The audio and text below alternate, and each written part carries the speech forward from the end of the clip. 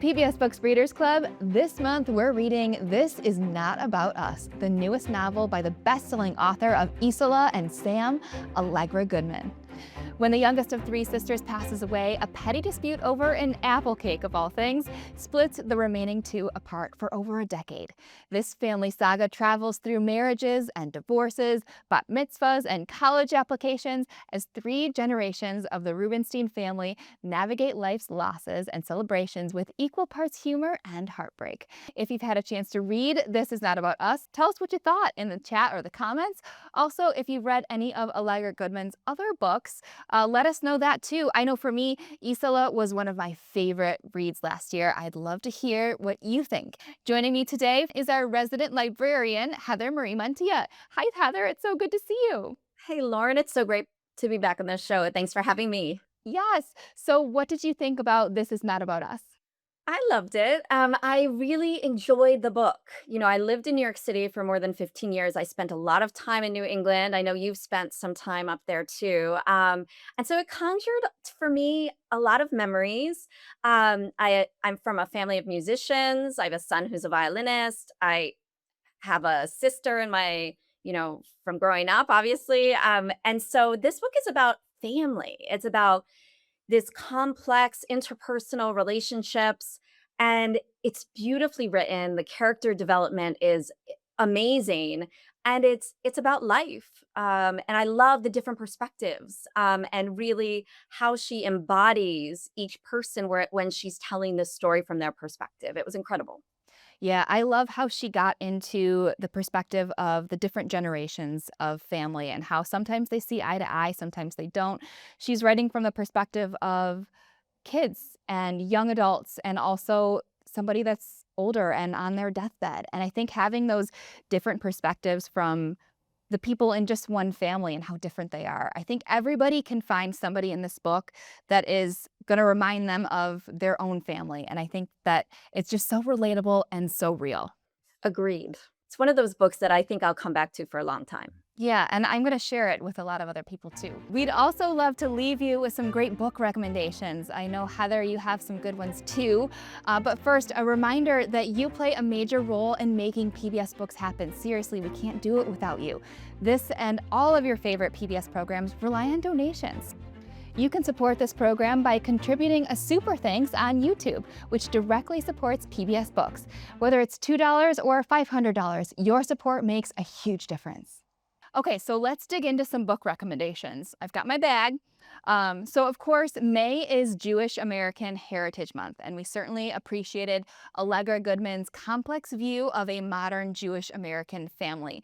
In that vein, I'm also reading a book called Fagin the Thief by Allison Epstein, a historical fiction novel that reimagines the backstory from the classic character Fagin from Charles Dickens' Oliver Twist. In the book, young Fagin grows up in a poor Jewish neighborhood, discovering his knack for pickpocketing. He even mentors a young Bill Sikes. This book reminded me a little bit of the story in James by Percival Everett, in that it really rounds out a misunderstood character in such an interesting way, showing his compassion and ability to survive in a harsh world.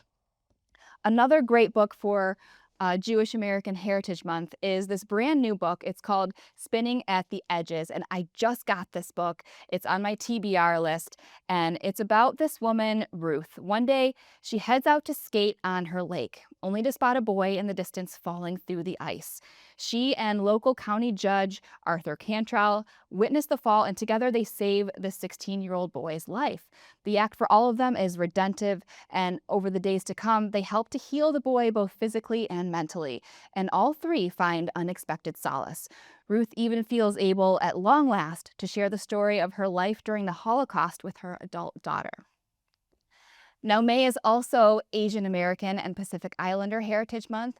I just read a great book by Christina Lee called The Manor of Dreams. And this one, it's so good. It's a little spooky. It's a gothic tale about a woman who becomes the first Chinese actress to win an Oscar. After her death, her family gathers in her crumbling and very spooky Hollywood mansion to contest her controversial will. Fans of books like Mexican Gothic will love this gripping tale of a house and family haunted. Finally, I really wanted to recommend this book. This came out a couple years ago. It's We Do Not Part by Han Kang. And this book has a very magical, sort of dreamlike feel to it. It begins on a winter morning when a young Korean woman receives an urgent message from her friend asking her to save her beloved pet, a white bird called Ama. She travels to this cabin in the woods to save the pet during this huge snowstorm. And lost in this world of snow, she doesn't know whether she's going to even survive, let alone how she's going to reach this bird. And it sort of blurs the boundaries between dream and reality and powerfully illuminates a forgotten chapter in Korean history, buried for decades, bringing to light the lost voices of the past to save them from oblivion. It's such a beautiful book. It's almost written like a poem. You're not sure if it's real or if it's a dream. It's magical. I really highly recommend this book, We Do Not Part by Han Kang. So Heather, what is on your list this month? Well, this month I put other books that really, if you read This Is Not About Us, it would be something that you would also want to read, read alike, also with the Jewish American theme, continuing with that. I really like Catherine Newman. She wrote Sandwiched and Wrecked. Both of them, it's kind of like a 1-2. They really focus on a family and empty nesters or the growth of the family saga. A lot of it is from the mother's perspective, Rocky, but you also get the other perspectives as well. It brings humor, heart, complexities of family life, how difficult it is to get older. It captures those small, revealing moments that define relationships. It also, as a mother with, range of ages, it helped me to really appreciate those small moments that sometimes you maybe are getting mad, but here you're reading a book by a mother who's older who's telling you how important it is to treasure those little moments, right? And so it really helped me to change my perspective. So I'm going to read it again, is the point. Um, Also, Wreck is the second one in the series, and it is rich. It's multi-generational story. It's tension, it's identity. It explores really family with Jewish culture, and it feels similarly deeply human. What I would say is Catherine Newman is hilarious. She's just a funny person, and that really comes out in her work. And unlike Allegra, Catherine has admitted that her books are completely inspired by her family. This is And about that us. makes it even more funny. So both are worth a read. And I hope people enjoy them as much as I do and as much as I'm about to again. Well, thank you, Heather. Those are great recommendations. I can't wait to read those too. There's so much on my reading list.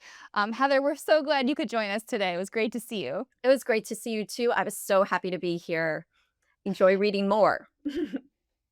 And we are so grateful to you at home for joining us as well. Be sure to join the PBS Books Readers Club Facebook group for great conversations and book recommendations all month long. And subscribe to the PBS Books YouTube channel where you can watch hundreds of other author and filmmaker talks like Kristen Hanna on The Women, Shelby Van Pelt on Remarkably Bright Creatures, and so many more. Subscribe to our e-newsletter at pbsbooks.org/subscribe. You'll also be the first to find out about our book pick for next month. And don't forget, PBS Books is supported by viewers just like you. Now more than ever, we need your help. So please, if you can, make a gift today by going to pbsbooks.org/donate. You'll be taken to your local station's giving page where you can select one of our special PBS Books Readers Club gifts as our thanks. Check out the My Weekend is Booked mug or my favorite, the library tote bag. We will see you next time. Thanks for reading with us and for watching, and thanks for being a part of the PBS Books Readers Club.